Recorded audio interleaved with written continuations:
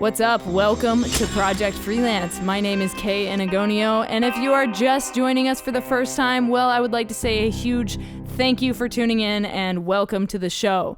So, if you're new to the show, every single week I bring you a different episode with a different freelancer to talk about how they built their business. And this week I'm talking to 18-year-old Miran Malaki from Poland. He's also known as Osaki.png on Instagram, and we're going to be talking about his visual art form. He is a VFX artist, a 3D animator, and he wants to get into the film world as well. So I'm super excited to talk to him this week.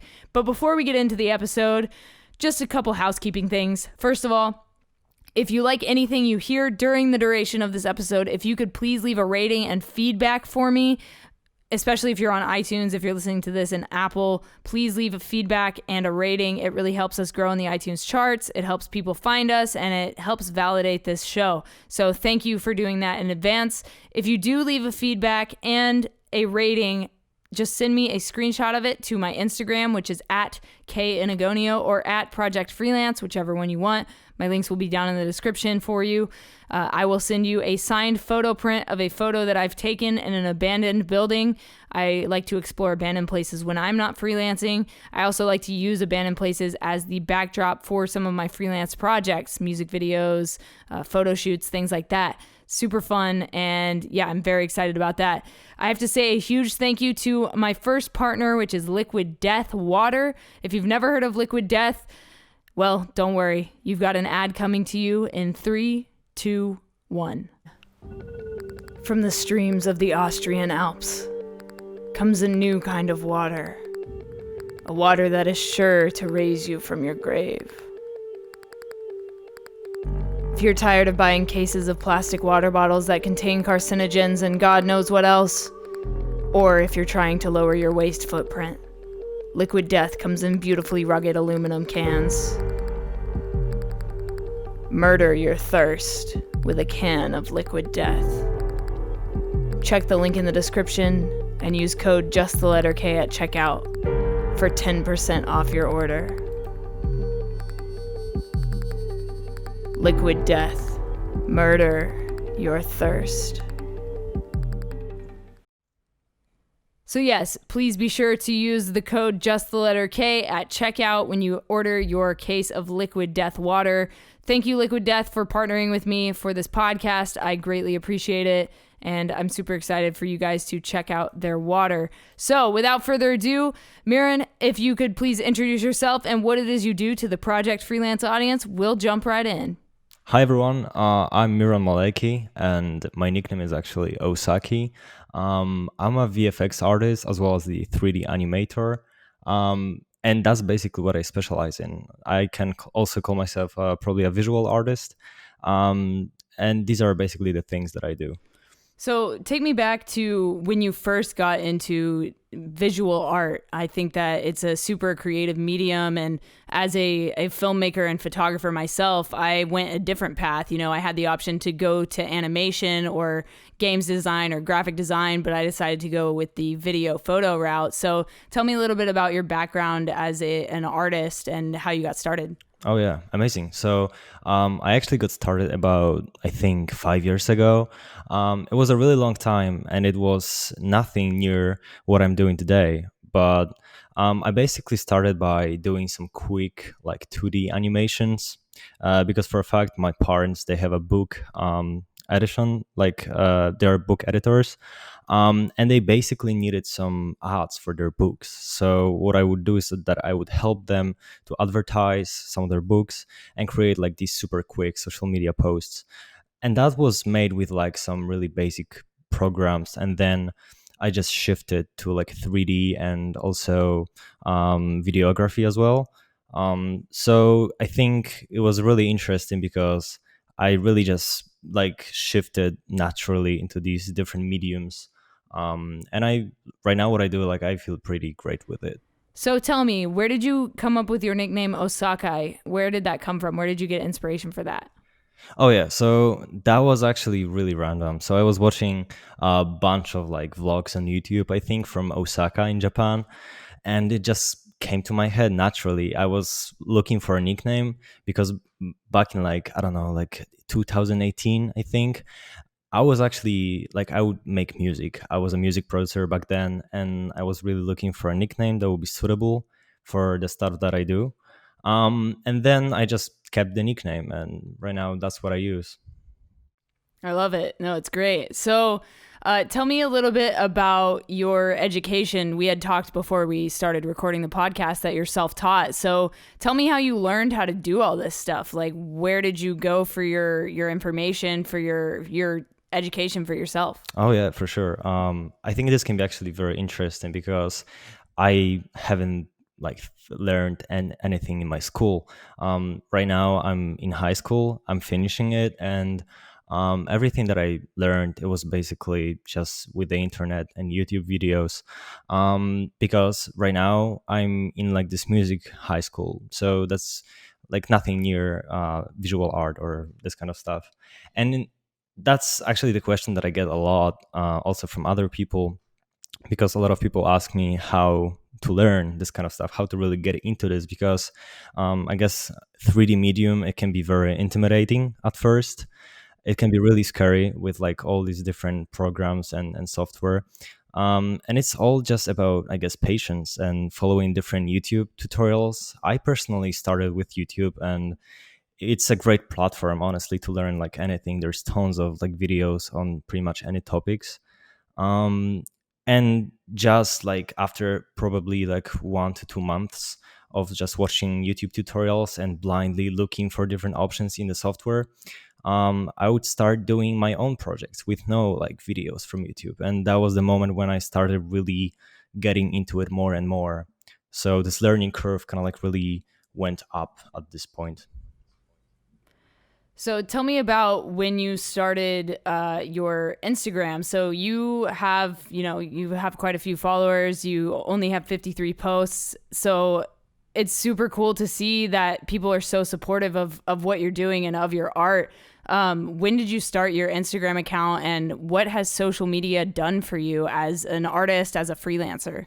Oh yeah. So I think I have started my Instagram about like a year ago. I think that would be, yeah, about a year ago. It was vacation.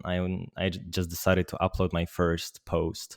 And before really even deciding to share any of my artworks, I would just store them on my hard drive. And when I felt comfortable enough with what I do, I just simply made like this Instagram account. And I found out that there's actually tons of people who actually like also do the same thing as me. And it was great to find more people doing the same thing, because there is quite a few people doing 3D art, and there are different areas of 3D art because it's such a interesting medium that has so many different things, and it can be used in so many different industries, that I think every single person can find something to do in it. And so it's really interesting with my Instagram account because I have this kind of approach, and this is also quite crucial, I think, for Instagram community, because as a 3D artist, I see, for example, people doing something called everydays,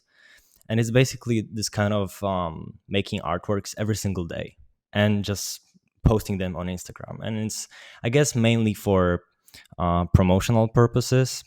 That's like my guess, and also probably because of like learning and stuff. But I think that exposure is the main factor for these people. And for me, it was more like quality over quantity.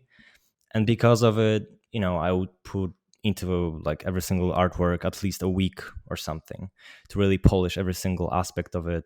And also later, after releasing the artworks, I would also take care of promoting them as much as I can, even though I wouldn't like probably put any money into the promotion. Still, I would try to get this artwork to as many people as possible. And therefore, some of them actually went viral, which I think got me quite a few followers on my account. Tell me a little bit about Revival, your short film. I took a look at that and I thought it was absolutely incredible. I love, how the light illuminates his outfit, all that kind of stuff. So tell me a little bit about creating that and what the inspiration was behind it. Yeah, so this is actually, I think, from like a year ago. So a pretty old project, and that was the times when I actually began in 3D medium. So the whole like story behind this short film is really interesting, I think, because there's this YouTube channel, and the guy who makes the videos on it is called Andrei Lebrov, and he has made a contest for 3D artists to make a short film about jar with fireflies. And me, as a beginner, I thought that it would be cool to participate, and naturally, I just decided to make um, like this really interesting, I think, short film about revival. And when you see the video, I guess you can see why it's called Revival. And what's also really interesting is that I just like didn't stand a chance against the people in the contest, because there was really a lot of people in this contest, and it was really hard to win or whatever, or even get noticed. But it was, I think, a huge kind of like a push for me, because basically the whole motivation for creating it was just a simple contest, and I have learned tons of different things just by doing this single video. Yeah, I mean, I love, entering contests myself as a video editor. I've entered music video contests, short film contests, trailer contests, like all kinds of stuff. And I think it's great for, challenging yourself and like you said, learning more. So let's go to your Chernobyl stuff. So when I'm not freelancing as a videographer or photographer, I explore abandoned places. That's like my thing to do. I love it. And Chernobyl is high on my list of places I want to explore. So of course I've seen all the like Chernobyl diaries, the Chernobyl series, I've seen everything that has to do with Chernobyl. So tell me about your art that you created that was inspired by that.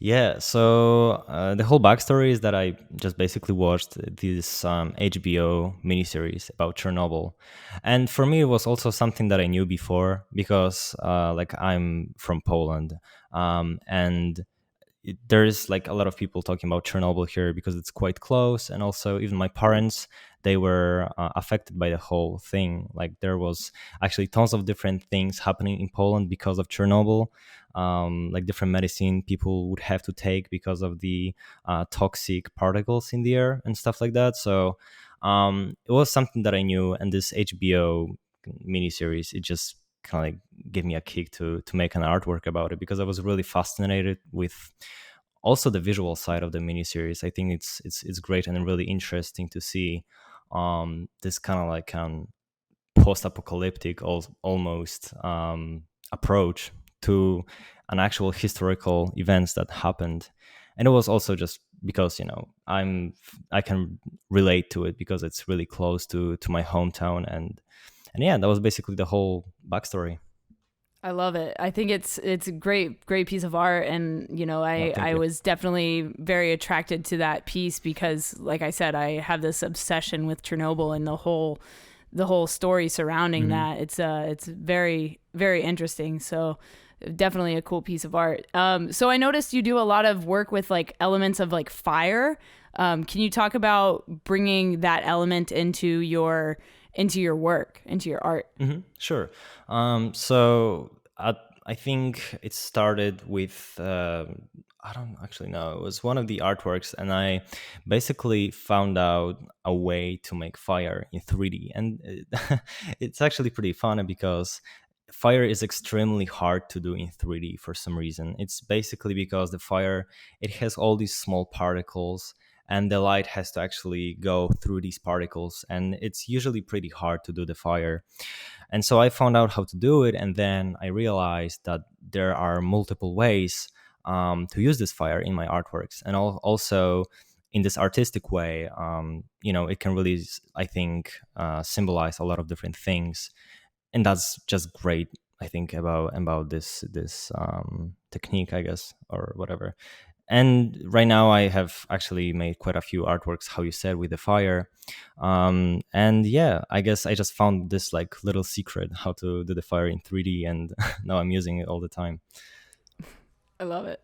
And it adds so much like life to your images, like it brings this element of you do a lot of like cold tones, like blues and things, and I think adding that element of like warmth to it really like makes it pop more. You know what I'm saying? Yeah, sure. I think it can really make the artwork more dynamic, and also it can get the atmosphere, a little bit up and make the whole picture a bit more atmospheric. So yeah, for sure. I think also from the visual side of it, it can be really interesting to put them like warm tones, and contrast these like really cold and blue colors in the artwork. Tell me when you started getting paid for like commissions and client work, things like that. When did it go from being a hobby to something that was like making you money? Yeah, so I think it started. I basically got my first commission ever about also a year ago, and it was this magazine that approached me, and they wanted me to make some artworks for their magazine because it was like a fashion magazine, and they wanted to have 3D pictures of like the fashion pieces and clothing pieces that they would put into the magazine. That was for like some designer or whatever, and that was basically my first commission and client project, and I have learned so many different things just by doing this one single project because I think from there I would get a little bit more and more and more client projects and also opportunities to work, and gradually I would just like shift myself from only a hobbyist to more of like a professional person doing this kind of stuff. And I guess it's also really, I think, interesting. I think we can talk about it like later on in the podcast, how there are like small little things about freelancing. And because when I first started, I didn't know anything basically about freelancing, and this one project was really important for me because it was really bad. It was so junky, like it was terrible. But I have learned really a lot of different things, also from this like freelancing side of it. Let's talk a little bit about programs that you use. I think that, if other artists are listening to this podcast, they're going to be curious as to like the kind of different things that you use to create your art. So bring me through the process of creating a piece. Sure. So with the programs and software that I use mostly at this moment Cinema 4D. And on top of that, I also use Octane Render, which is like this plugin to render stuff. And basically it works like a charm for Cinema 4D. And it's been really helpful to use these tools in the process. Because I can basically just like place my ideas, and they instantly, like, I can see what I'm doing. And this is, I think, one of the biggest problems in 3D, and it was a huge problem in the past, that you would make something and you weren't actually able to see what you're doing because of the heavy hardware issues and technical stuff. But well, aside from that, I basically used also like the Adobe suite. I'm sure you know it. It's Yes. just Photoshop, After Effects, and Premiere. And for my animations, I basically use just only After Effects and Premiere Pro for some color correction. So yeah, these are the main programs that I use. On top of that, I have like maybe 10 to 15 additional ones that make small little parts of my artworks. Because sometimes, for example, like a Cinema 4D, which is this really good standalone 3D software, sometimes it's really hard to do, for example, clothes in this software. So that's when I go for Marvel's Designer, which is another great software for like fashion designers as well as 3D artists. And well, on top of that, how I said, there's like tons of different programs that I could mention, but yeah, there's probably too many of them. No, it's great. And like, I think that's going to help out a lot of artists that, listen to this episode that are trying to get into, animation or 3D art, like just to know those different programs that are out there. So to go back a little bit, tell me some of the creators on YouTube that you were watching, like if you remember them specifically, like who were some of the top creators? Oh wow, yeah, that was a long time ago. If I could recall, I think it was probably Grayscale Gorilla, and it's basically this, I think, company. and they make really great tutorials and also products to help beginners and also people who are intermediate, and it's just really great to learn with them. As well as there's a channel called CG Shortcuts.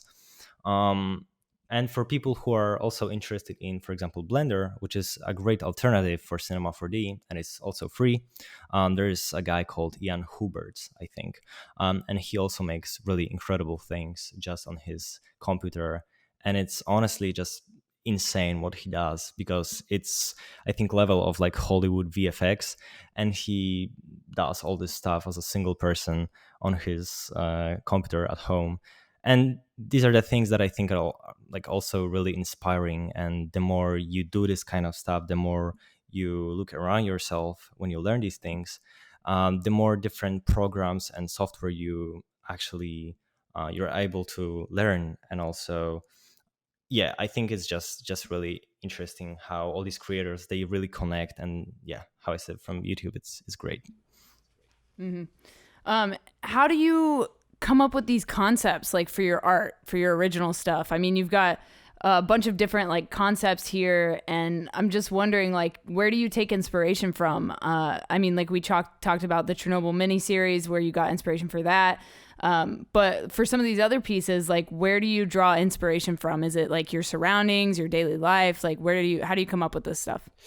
Yeah, so I think if I would have to right now point out my main sources for inspiration, of course, for my personal projects, because these are the projects that are really really important to me, and they also gain a lot of traction from the outside, and also they can get the clients to me.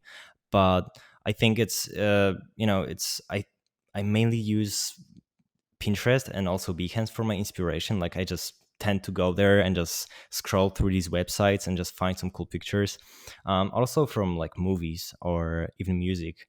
Lately, I've been like listening, for example, to Kate Renata, which is this really great music producer. And you can even get inspiration from music, and just, I don't know how that works, but yeah, your brain somehow uh, can like convert music into also visual stuff. And it's, yeah, you can, I think I personally take inspiration from all these different things like movies and other people's artworks. So yeah. Very cool.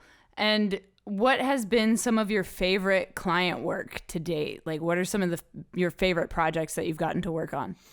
Okay, so I think one of the most exciting things that I was able to work on was a music video for an artist called HL and Ghana.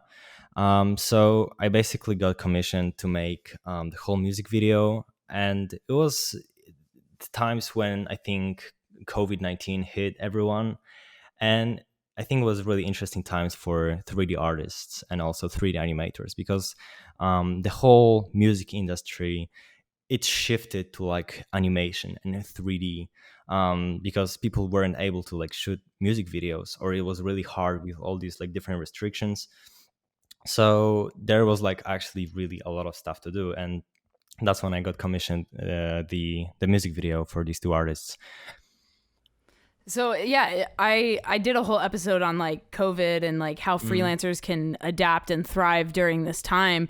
So I think it's interesting that, freelancers adapted the fastest because we were already, most of us, like working from home and things like that.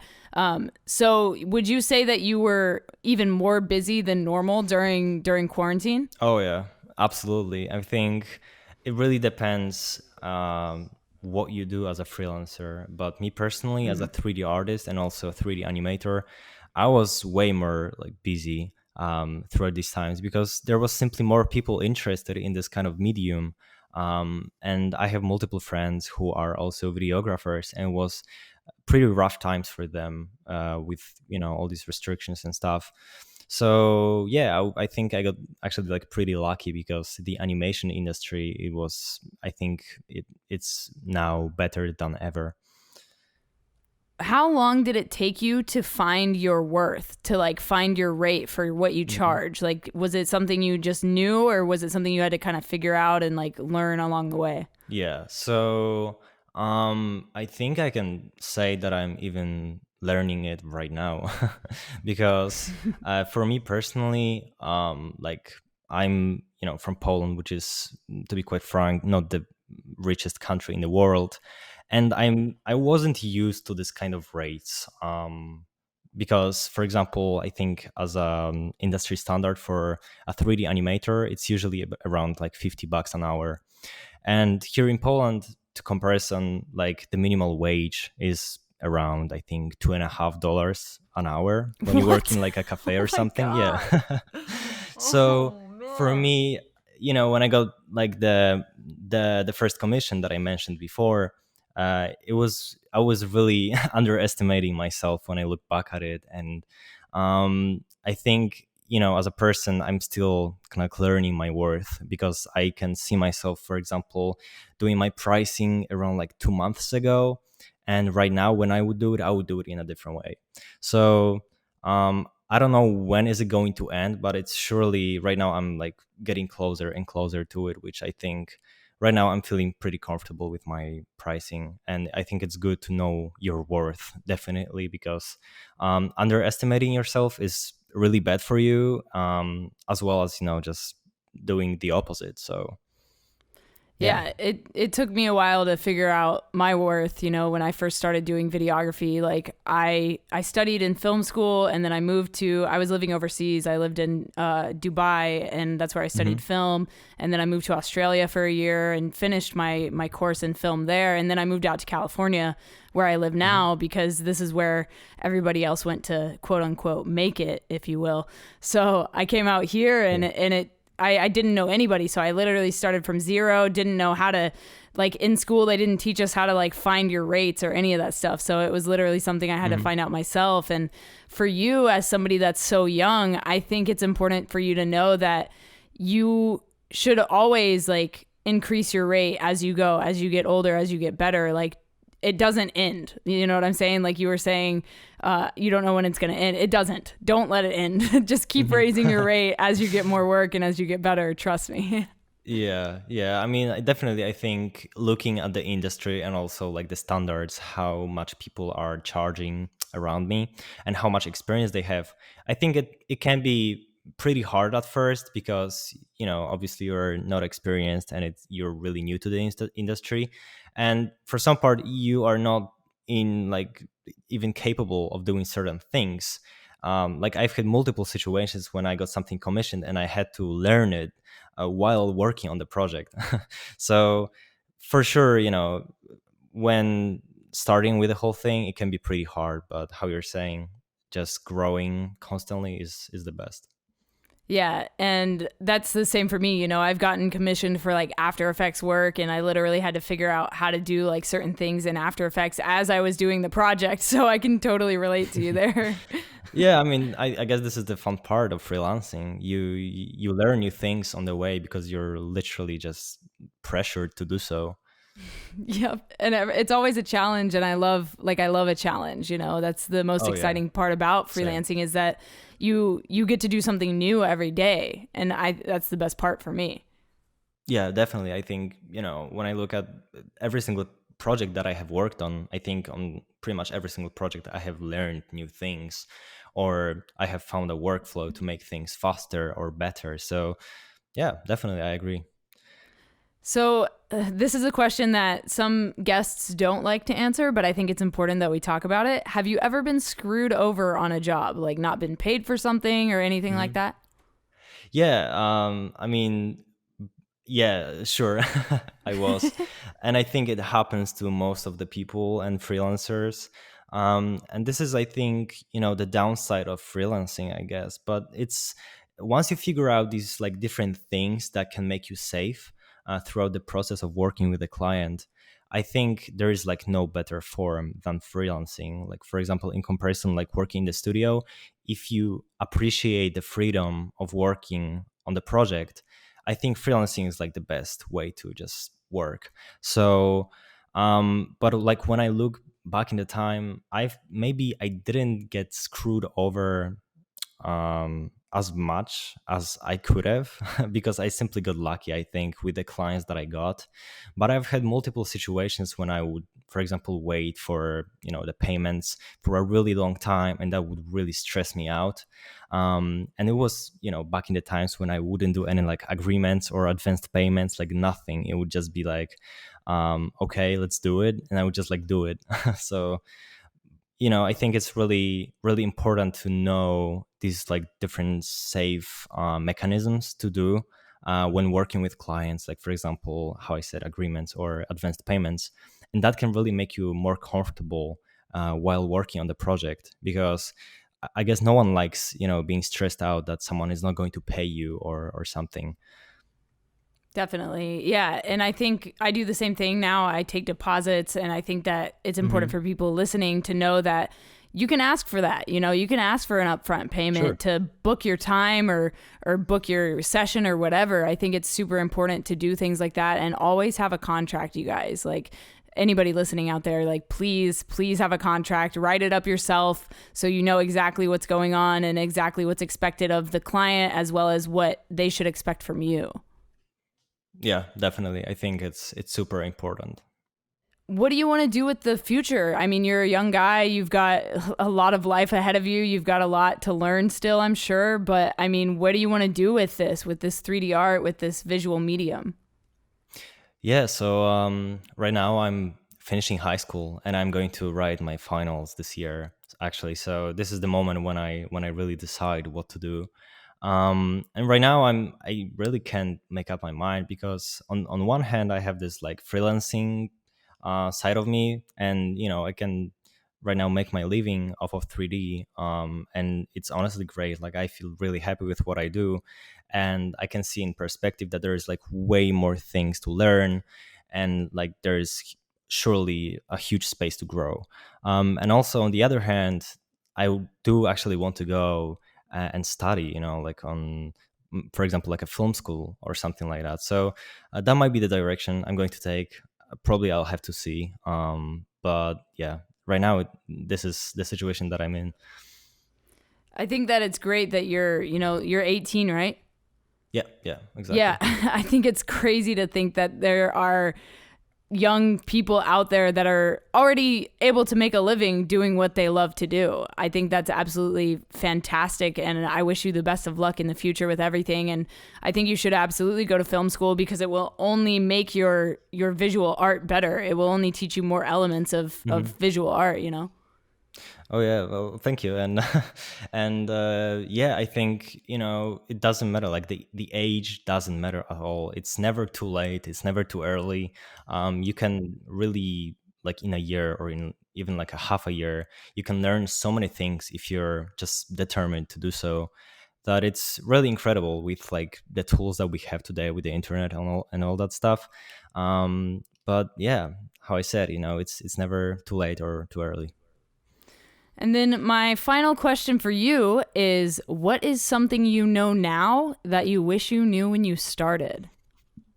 Yeah, so I think I have touched on that before, when we were talking about the first job I had. But how I said, having these, for sure, the contracts, right? This is, I think, crucial, and also knowing that the contract, it may not be enough, because I've had situations when I would make the contract, and simply because the client ignored me, and let's say he was from Japan or something, like I wasn't able to do anything, because I wouldn't do actually any legal actions to sue the person in like Japan, because it would be probably pretty insane.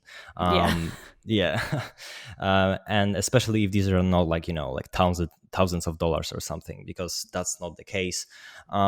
So I think knowing that, surely the contract is the main kind of like a factor to have, and that was something that I wish I knew when I started the whole journey with the 3D and freelancing. Also, I think, taking the deposits. I think this is also really important, because it's this additional kind of like a safe mechanism outside of the contract that will really make your client stick with you, and you're going to feel safe because someone already kind of like gave you something. Someone made some kind of like sacrifice for the project or whatever, and they surely want to work with you. So I think agreements and also the deposits are really important. And I think, I don't know, maybe like a final thing is knowing your worth. I think this is really important, and just knowing your worth, it's crucial because, I mean, at the end of the day, you do want to get the most out of the project that you work on, and mm, it comes with time, but it's really important to look around yourself and compare your prices to other people's prices. So yeah, I think that's going to be it.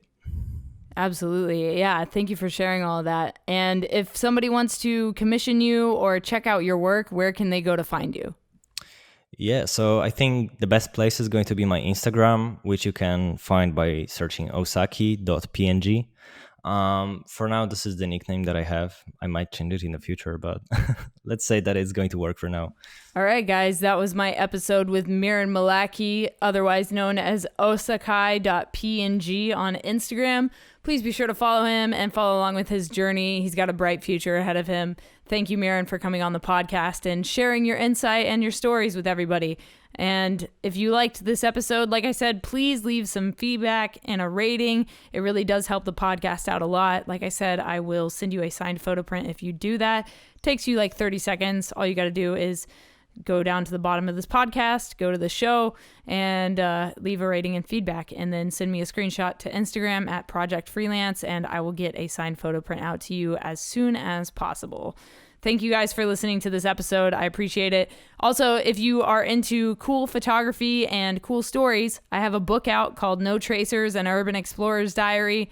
It's full of stories and photos from my abandoned exploration journeys, and if you want a copy of that, head to notracers.com/shop.